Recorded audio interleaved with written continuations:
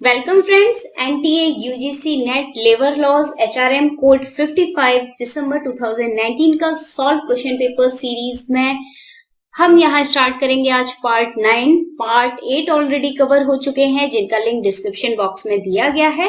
यहाँ हम पार्ट 9 को स्टार्ट करते हैं। तो अगर अभी तक आपने इस चैनल को सब्सक्राइब नहीं किया है तो आप इसे सब्सक्राइब करें और बेल का आइकन प्रेस करें ताकि आपको आने वाली वीडियोस के नोटिफिकेशंस मिलते रहें।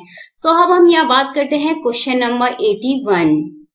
Arrange the following in a correct sequence basis on the years of the formation starting from earliest to latest. इनको हमें earliest to latest sequence में arrange करना है। तो देखते हैं। First is federation of Indian chamber of commerce and industry, ये था 1927 में। Now second associated chamber of commerce, ये 1920 में आया था। और एम्प्लॉयर्स फेडरेशन ऑफ इंडिया, ये 1933 में फॉर्म हुआ था। And last is all India organisation of industrial employers, ये 1932 में फॉर्म हुआ था। तो इसके अकॉर्डिंग हमें अर्लीस्ट टू लेटेस्ट इन्हें अरेंज करना है। तो B A D C, third is the correct answer. तो option third is the right answer.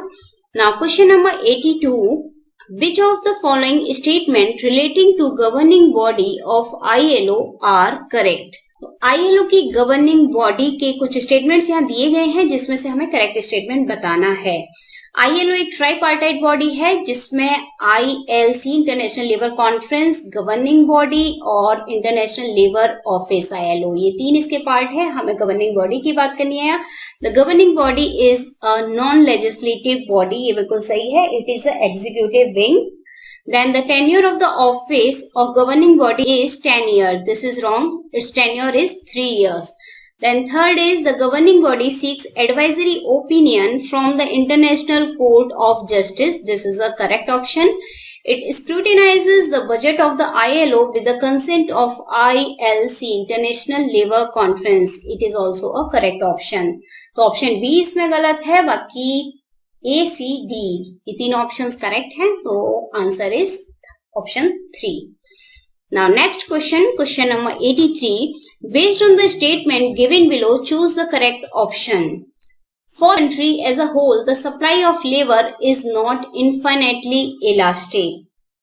तो इस स्टेटमेंट के लिए हमें यहाँ करेक्ट स्टेटमेंट चूज करना है।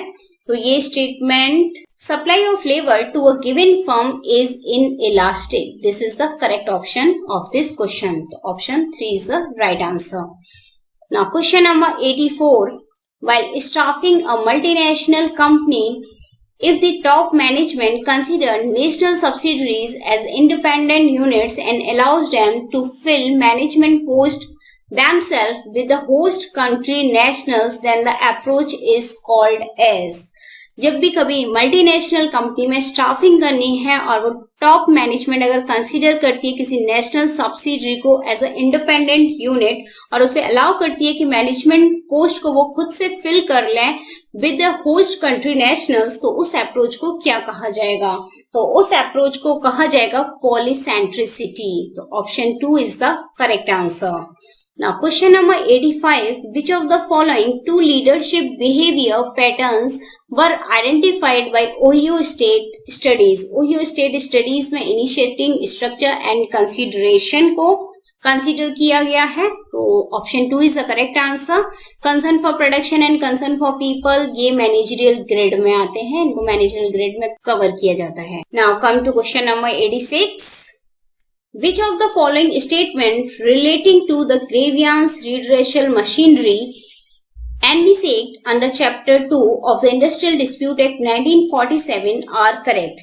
ग्रेवियांस रिड्रेशल मशीनरी जो कि इंडस्ट्रियल डिस्प्यूट एक्ट 1947 के अंदर आती है, इसके रिगार्ड में कुछ स्टेटमेंट्स दिए गए हैं। इनमें से हमें करेक्ट ऑप्शन को चूज करना है। तो वन बाय वन हम इन स्टेटमेंट्स को देख लेते हैं। First is every industrial establishment employing 20 or more workmen shall have one or more grievance redressal committee for the resolution of dispute arising out of individual grievances। ये बिल्कुल सही है कि किसी भी इंडस्ट्रियल एस्टेब्लिशमेंट में 20 या 20 से ज्यादा वर्कमैन है तो वहां पर एक कम से कम एक ग्रेवियांस रिड्रेसल कमिटी होनी ही चाहिए ताकि लोग अपनी ग्रेवियांसेस को सॉर्ट आउट कर सकें। Now second, the grievance redressal committee shall consist of equal number of members from the employer and the workman. इसमें equal number of workmen होते हैं 6 या फिर more than 6 होते हैं और इसमें एक member women भी होती है, तो ये statement भी correct है। Now third statement is the total number of members of the grievance redressal committee shall not exceed more than 4। अभी आपको बताया था कि more than 6 हो सकते हैं, तो ये स्टेटमेंट गलत है। Now fourth statement is the grievance redressal committee may complete its proceedings within 30 days of the receipt of an application by or behalf of the aggrieved party। 30 दिन के अंदर उनको प्रॉब्लम को सॉर्ट आउट करना होता है, ये भी करेक्ट आंसर। इसमें third is the correct answer, option 3 is the correct answer. Now question number 87. Arrange the following in the correct sequence based on the years in which they came into force, past, setup, starting from earliest to latest। इनको हमें sequence में लगाना है, earliest to latest। देख लेते हैं। First है वोट for industrial and financial resolution, ये आई थी 1987 में।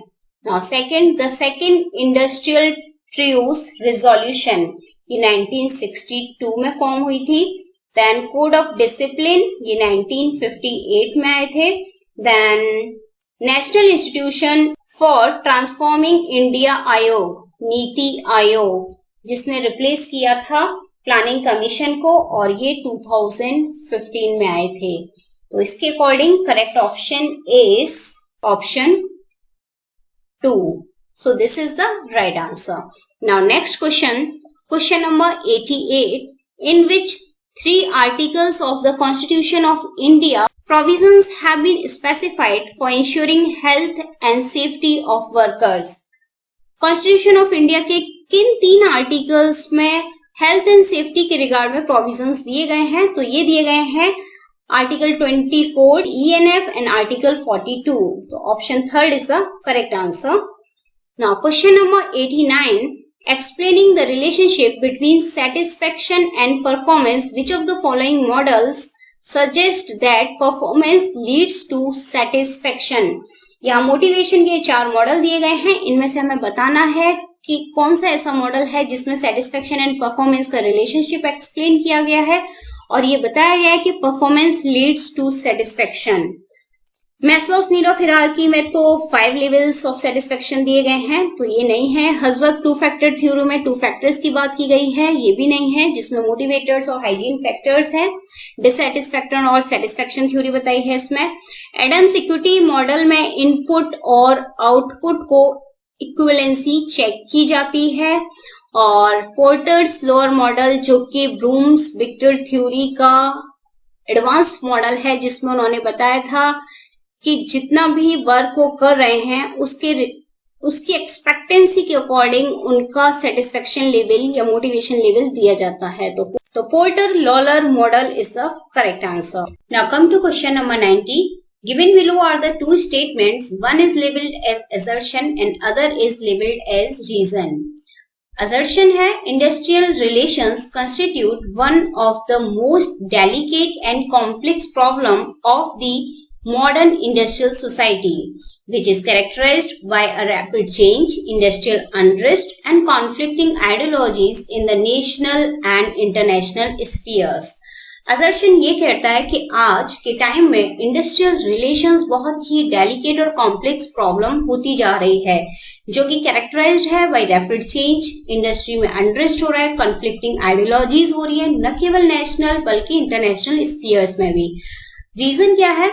It is a dynamic concept which depends upon the pattern of society, economic system and political setup of a country and changes with the changing economic and social order। Reason ये कह रहा है कि एक डायनामिक कंसेप्ट है और ये depend करता है कि हमारी सोसाइटी का पैटर्न कैसा है, इकोनॉमिक सिस्टम कैसा है, पॉलिटिकल सेटअप कैसा है कंट्री का, और जैसे जैसे इकोनॉमिक और सोशल ऑर्डर चेंज होते हैं इंडस्ट्रियल रिलेशंस में भी चेंजेस आते हैं। तो दोनों स्टेटमेंट बिल्कुल सही हैं। तो both A and R the true and R is the correct explanation of A. The option 1 is the correct answer.